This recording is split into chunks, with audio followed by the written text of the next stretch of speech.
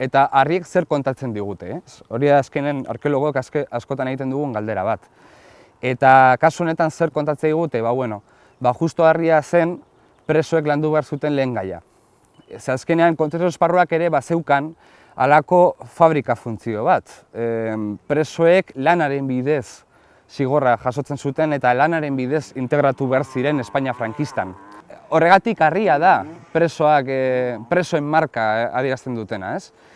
Hemen ikusten da, espetxean, ze justo hemen parkinean bertan badago errota bat izandako hondakina, besterik gabe, geratzen direnak, eta errota horretan presoek harria txikitzen zuten, gero hortik ere zementua egiteko, eta hortaz aparte ere kartzelare, nahiz eta 1977-1978an erreforma oso handia jaso egin zituen, oraindik ere nabaritzen da zeintzu ziren kontzentrazio esparruaren jatorrizko eraikinak. Zergatik? Justo karea harriz egindako eraikina direlako. Harri grisa daukate eta hori da nolabait markadorea, ez?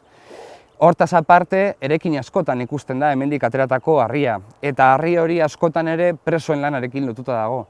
Beraz, Afrikaren kasuan aipatu izan den bezala batzuetan daudela odolesko diamanteak.